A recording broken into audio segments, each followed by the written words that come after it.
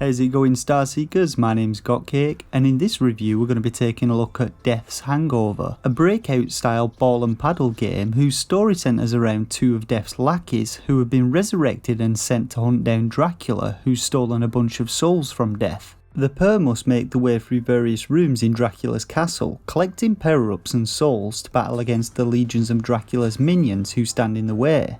So beginning at the main menu, we can check out the how to play menu to read some basic instructions about the game's controls, power-ups and abilities, all of which I'll cover shortly. We can then begin a new game, selecting either 1 or 2 player mode, and then we select our game mode, though only arcade is unlocked to begin with. Finally, we get to select our difficulty, which from what I can tell affects the number of lives we begin with. Now 2 player mode is actually pretty cool as it sees one player controlling the paddle and ball character, whilst the second player controls Death himself, who's able to shoot scythes to break boxes, kill enemies, and damage bosses, which makes beating stages much easier. So we begin the game at the bottom of Dracula's castle, with our first stage being the dungeons. Stages contain around 6 rooms, each with a unique layout, and to move on to the next room we have to break through a door and bounce our ball through it. The gameplay in Deaths Hangover is pretty similar to standard Breakout games. We move a paddle at the bottom of the screen using the left thumbstick and have to bounce a ball around the play area to destroy blocks and enemies. We're able to speed up and slow down the ball's movement by pressing the A and B buttons, and this is something that you'll be doing a lot as your ball's movement speed increases the longer you've spent in a room, and I found that eventually I ended up constantly holding the slow button in some rooms. Now whilst most rooms just require us to break the door to move on, some rooms require us to kill a specific number of enemies before the door will appear. Each stage contains different enemies and enemy variety was quite decent, though there was generally only a couple of types of enemy per stage. Now if an enemy or one of its projectiles touches our paddle, or if our ball gets past our paddle, we lose a life, though additional lives can be found by breaking blocks or by earning 5,000 points. After working our way through all 6 rooms, we then get to face off against the stage boss. Each comes with their own mechanics and attack patterns, and boss variety is also pretty decent and some of them are actually quite challenging. To kill a boss, we simply need to avoid its attacks and hit it with our ball or a weapon to reduce its health meter to 0, after which we can move on to the next stage. So as we work our way through screens and get to breaking blocks, we find that they contain a number of different power-ups which we can collect to make our life much easier. These come as passive abilities or active abilities which we can use by pressing X, and we can hold 2 active power-ups at one time, switching between them by hitting the Y button. The first type of power-ups are those which modify our paddle in different ways. One such power-up adds spikes to our paddle which can kill enemies if they touch us, another increases the size of our paddle which can be both beneficial and detrimental depending on the level. And the sticky power-up makes our ball stick to the paddle, allowing us to direct it more easily. Next we have ball modifiers which include things such as multi-ball which splits our ball into 3, and the ghost ball which is incredibly useful as it allows us to pass through blocks and enemies whilst holding our X button.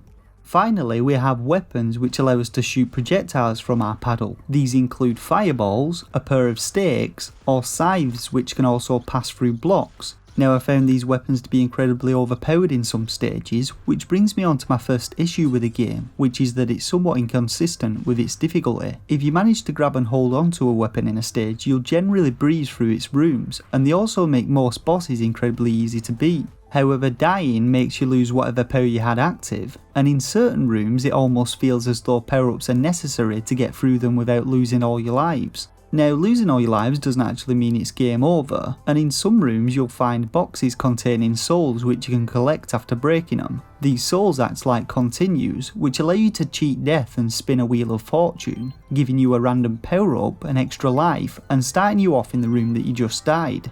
If the room happens to be a boss room, then the boss's HP will also resume from where it left off. If you lose all your lives and don't have any souls, then you just have to start over from the stage's first room. So as you make your way through Dracula's castle, there are a number of alternative routes you can take. Hidden within one of the blocks in a stage you'll find a key, and after beating the stage's boss you'll then have the option to either take the standard route or head to the alternate bonus stage. I thought this was a pretty neat idea and it gives the game a little more variety and replayability, and Deaths Hangover also has several different endings for you to discover depending on how many souls you manage to amass along the way. So after completing the game's arcade mode, you'll then unlock story mode. The stages and rooms in story mode are the same as in arcade mode, but there's also some additional gameplay between each stage which sees you taking control of the moronic duo from a side-on perspective through a number of different rooms. Some of these rooms contain puzzles for you to solve or traps for you to avoid, and others contain enemies which you can kill by launching one of the characters at them like a ball. Now getting hit by an enemy costs you a life, and I did find a bit of an issue with these areas as enemies spawn quite quickly outside of the doorways and I was killed several times when trying to move between rooms.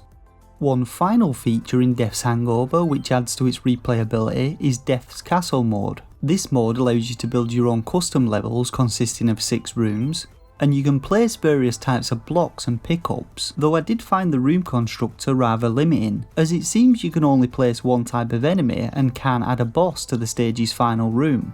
So in all, I had a fun time playing Deaths Hangover. I thought its visuals were alright and gameplay was enjoyable for the most part, however I do think that the weapons had far too much of an impact on gameplay than they should have had. So now we come to rating the game. Now I rate games between 1 and 5 stars, with a shovelware stamp of approval reserved for the worst games on the eShop.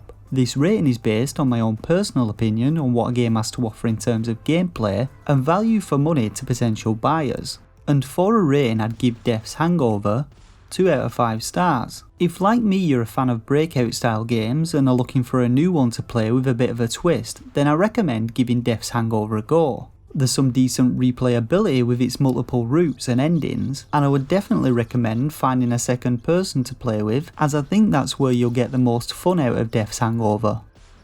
You can get the game from the UK Switch eShop for £4.49, or from the US eShop for $4.99. Alternatively, the game's also available on Steam.